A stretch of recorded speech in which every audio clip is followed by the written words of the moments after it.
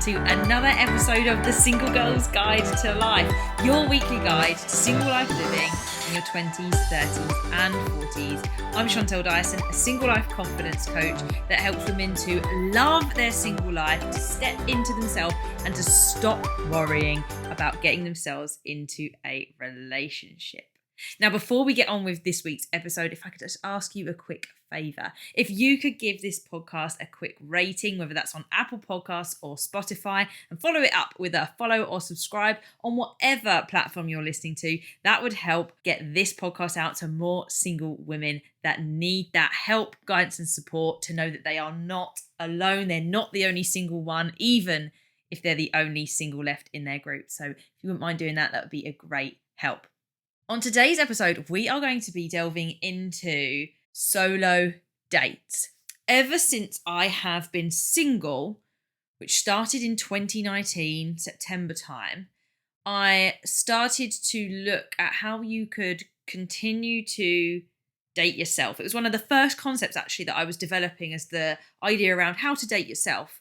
And there's a lot of elements to that, and I talk about the personal development side quite a lot, but I think there are these other times where we really do just want a bit of a special date night, and it feels really hard because you're like, is that not just sitting at home and doing something without somebody else? And it is, but it's learning to really enjoy that and to be able to stay in the moment of being on your own and lean into your emotions.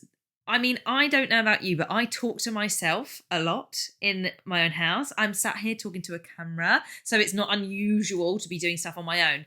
Literally, all of this is set up for now. I will clean later on. My life will go on, but this is obviously work time. But the reason I do this for work is because I'm passionate about it. I love doing it. So this is not technically a date night, though. This is something I like to do and I enjoy. And throughout any experience I have, which might include talking to myself, there will also be silly things that happen too that I laugh through. Oh, I've had disasters in the kitchen where I've definitely dropped a whole pot and water's gone everywhere. And obviously in the moment you're panicking to sort out the disaster that has just taken off in the kitchen. But afterwards I laugh about it, and you can be like, when was the last time that you laughed about something that happened whilst you were on your own? And I think that's the beauty sometimes of leaning into this kind of being on your own sort of thing, that you can still have these human experiences of aloneness and of enjoyment, even if you're on your own. But I think there's this whole area of solo dates, which are fun. Now, the question I often get, though, is about being able to do solo dates from home because of being a single parent. I don't know how many of you out there are single parents at the same time, but I know that you are there and exist. And I appreciate that the solo series that I sometimes do is focused on being out and about and going to foodie festivals, going to the cinema and stuff. Now, not only does this apply, though, for single parents, but it's also going to apply given the current situation with cost of living, the darker days, as it were, or the darker nights that come in earlier, and the idea that we probably will spend a lot more time in the house. And it's very easy to waste that time by binge watching a series on Netflix, scrolling through TikTok. I can easily do that because one, it suddenly starts as my job, and two, then I'm on a tangent and God knows what I'm looking at. I've watched 6,000 different clips of Impractical Jokers, probably. That's usually what happens. So it's this idea of being able to do stuff that isn't overly expensive, if expensive at all in any way. Hopefully it is something that you would be able to afford, and to be able to do them from home. So I was just going to give you a little bit of a rundown of things that I have done. I was just checking the list there. Is there anything that I haven't technically done? I will disclaim that one of them I haven't done and put the effort into, but the three others I've very much wrapped in this idea of I'm doing this for me today. And the other one, it was still an activity. I just didn't really highlight it as much of a thing, or quite as much of a thing at the time, although I should have just increased it a little bit. So we'll get to that one in a minute. But let's start off with my very favourite one, which is a movie night. Now, I don't just mean getting to choose what movie you watch. I am talking about going to the extreme extra effort of a movie night, okay? There are clips of this that exist, and I'll try to snip this and I'll try to slip it into the YouTube edit if I can find it all. But it was one of the first things that I did in the space that I'm currently in. This is in my living room for those that can see that on YouTube, and for those that can't, I'm describing it. I'm sat on the sofa behind what is now quite a populated kind of artwork wall, picture wall, but it has developed over time from being a bit barer than that. But the idea of transforming this space is the important part of a movie night. So I have a pink sheet that's just currently at the bottom of my bed. It's stayed there for a long while. That I will tie to the end of the banister, the way that my house is upside down. So that's how it works. And it will go over the top, come above me on the sofa. And then I tie it to the two Velux windows so that we get that kind of den feeling, like you would let a child create, maybe with blankets and stuff. It is the idea of taking not just this movie night to your choice of film, but to going that extra mile, making it special. So then I will grab the fairy lights, and the fairy lights will be draped over that bed sheet. They will be wrapped around the Velux window handles and sometimes around the table. I've got quite long lengths. They're just Christmas style lights, but they're white as opposed to like black leads that go on a tree. And yeah, they start to make the space look really twinkly. I have a neon sign over there that says let's stay home anyway, and I have a few light up boxes and things. So I just create this really warm, cozy environment for the movie night. I then, with the instance I actually did this for, which was a while ago, we must have still been in some sort of lockdown phase because theatres were putting their shows on live through feeds and streams as opposed to having audiences. So I specifically for that one, it was more actually of like a theatre at home experience. It was a live performance that I put on the screen instead. But you could choose to rent a movie that's only just come out, go that little bit special, or it could be just your favourite movie that you're doing this for, whatever it might be.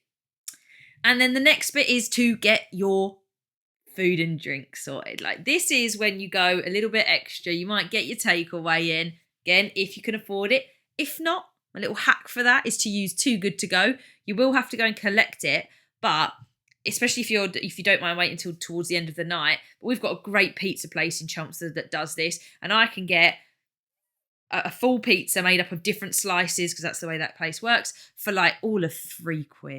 Because it's the stuff that people didn't want. So they keep it heated, you go get it, and it's a bit cheaper than buying like a full pizza from some branded place or even from there. So there are little hacks and ways to get around it. But for my movie night, I went and got donuts, Pepsi, of course. I had my popcorn bowl, which says Chantelle's movie night on it, and filled that with some popcorn, and then had, I don't know what food I had. I think it was actually sushi. I thought I'd treat myself to that.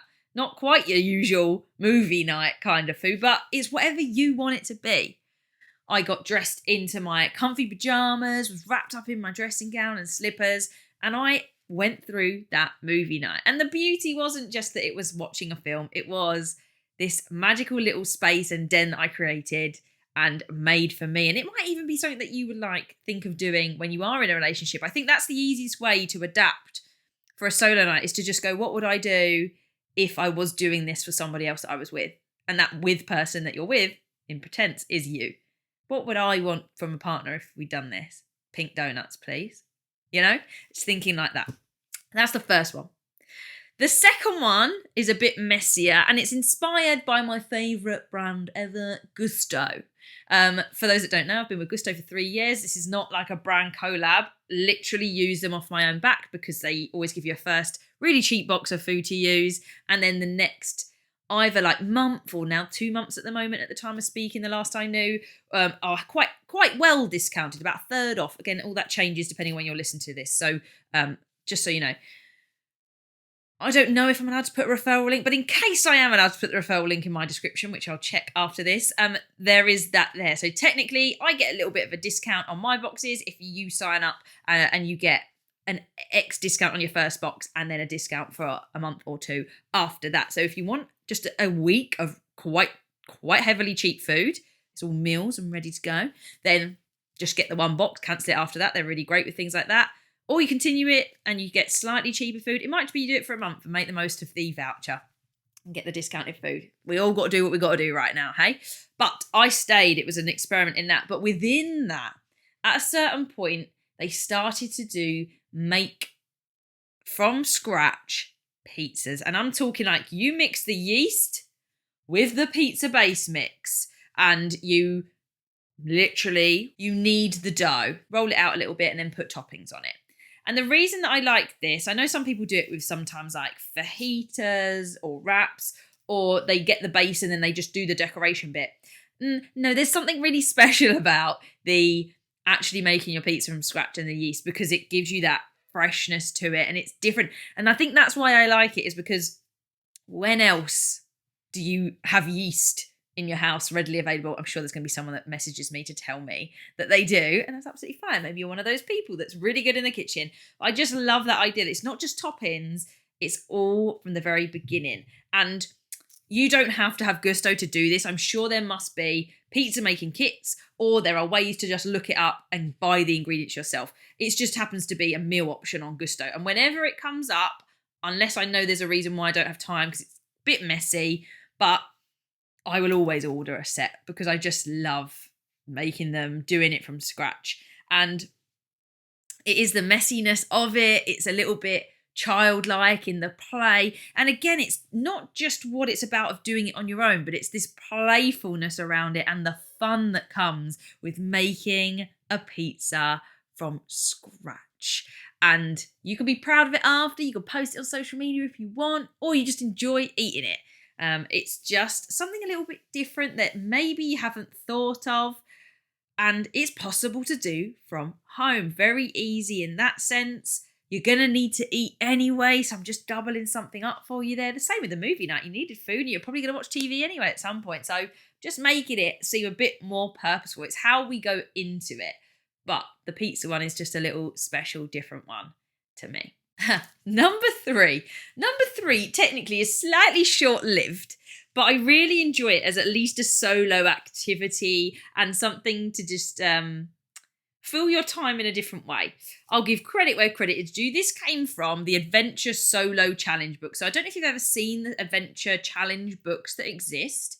They are predominantly, or the ones that I saw a lot initially, were for couples. So they have these books for date ideas that couples scratch off and they go do that date, and they developed a few different versions of how that worked.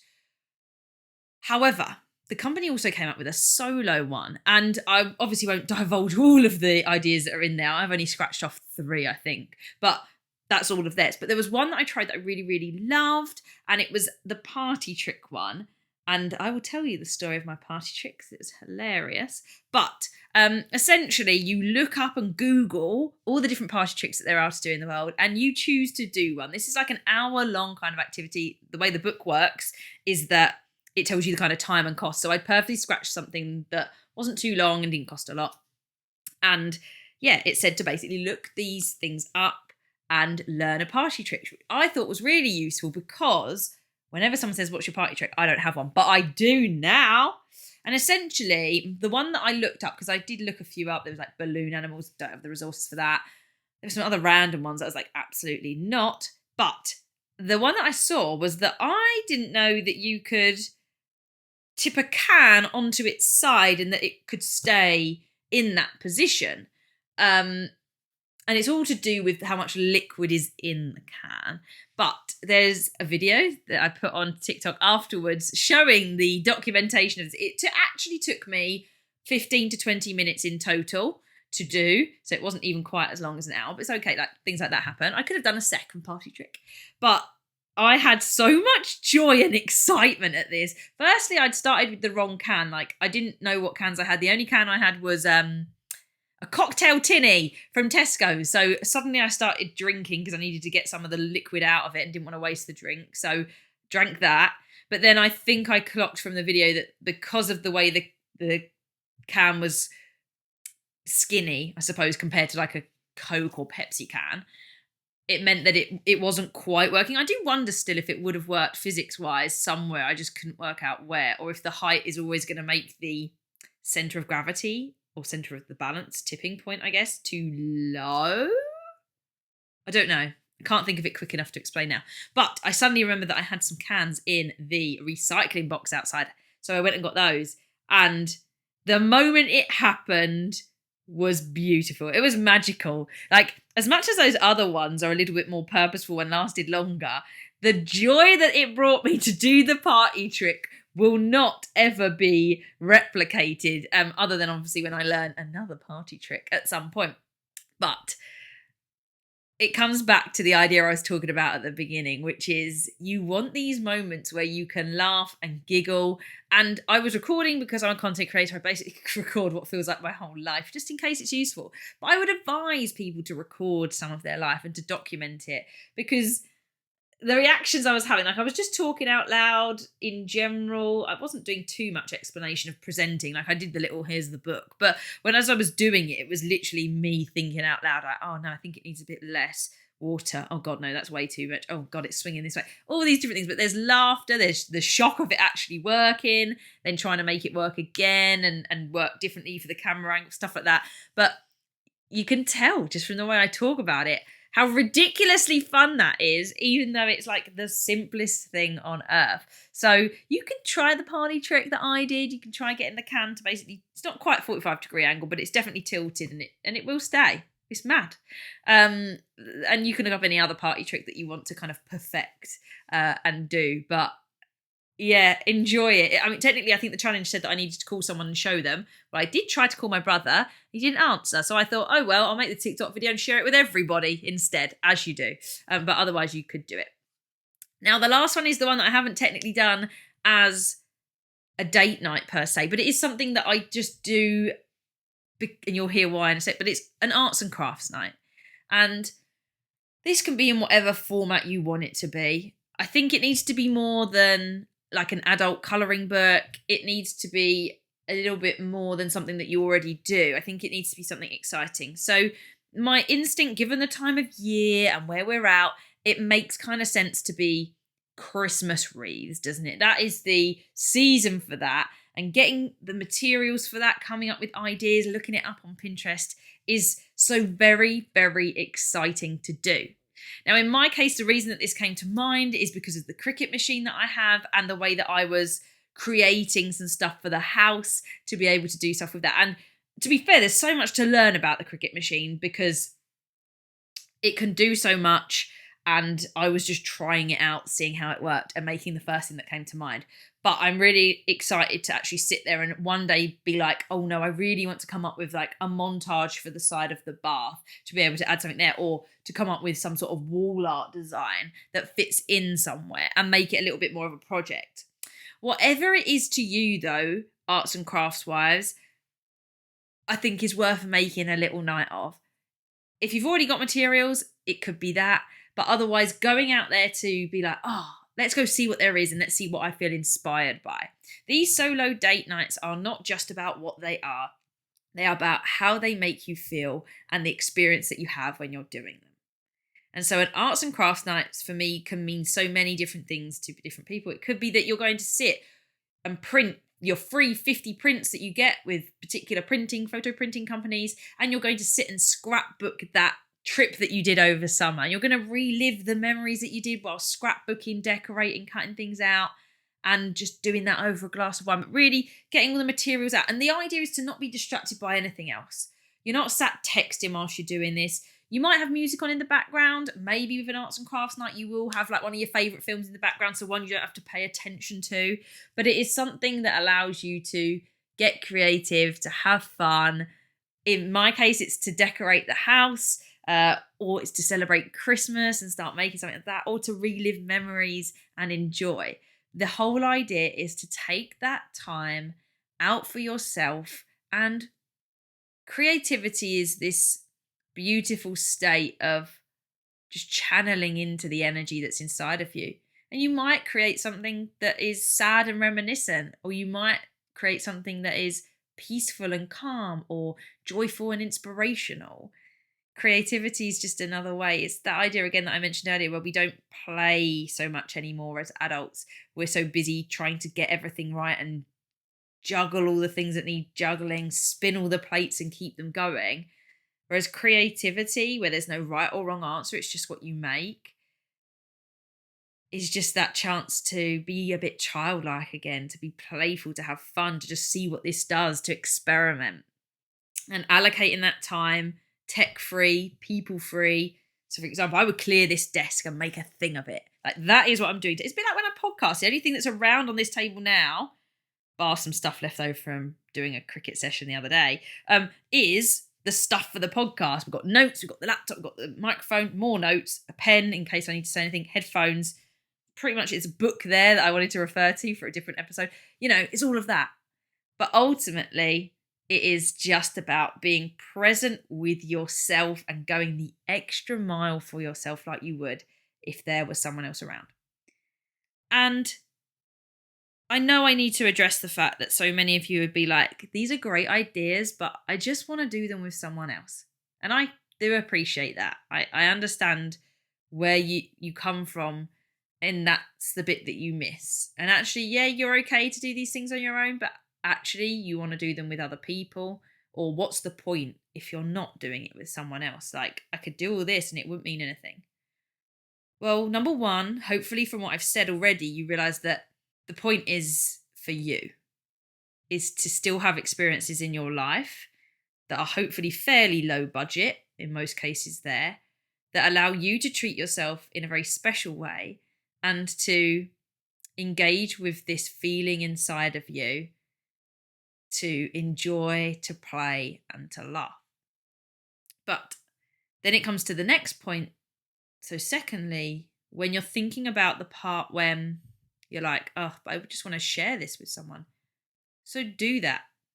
Document what you are doing as you do it. You don't need to send the messages at the time, but send it to people after. Or if you're that much into creativity, then do post it on your TikTok. I love what I do in terms of what is actually social media marketing. The things that I create are for marketing purposes, for brand awareness and stuff like that. But ultimately, I am the person that makes videos that summarize my year. Very few people ever see them, but every now and then I will play back that video from that year just to see what happened in that year. And I'm like, oh my God, I remember that. Or we did a buttload strip and I did the same. I created this just montage to a video, and it wasn't the automatic one, but you can do it on iPhone. And I do these things because I like to reminisce and look back on them. And I like to share those memories back with myself at a later date. And I also send them to the people that have been involved. Now, in the case that you haven't been involved, then yeah, share it with an anonymous platform, something like TikTok. Or if you don't want to do it so outwardly and publicly, then go for something like Instagram, or keep it really small.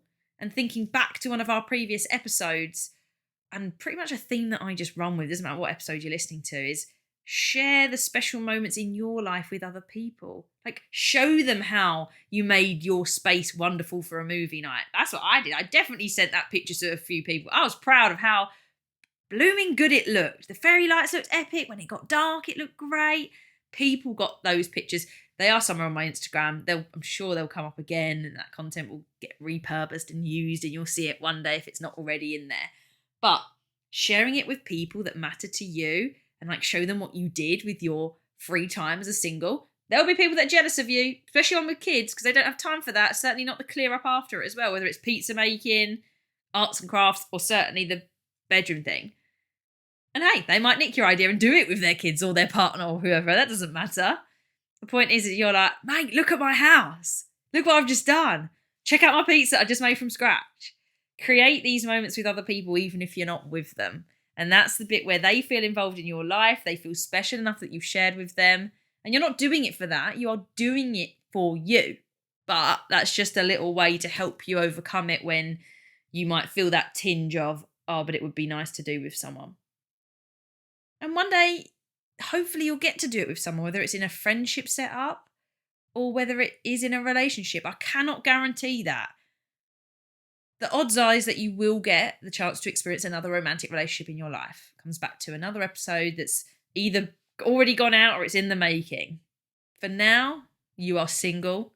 You've got to make the most of your time as a single. And so trying out even one of these solo dates over the winter period, whichever one appeals to you most, seems easiest, you can afford, etc., Put the time aside, put it in the diary, make it special for you, and make it happen. Get back into the mode of enjoying yourself, loving your life, and not letting single life and that status stop you from having fun again. So until next time, go try one of those dates and keep celebrating single life together.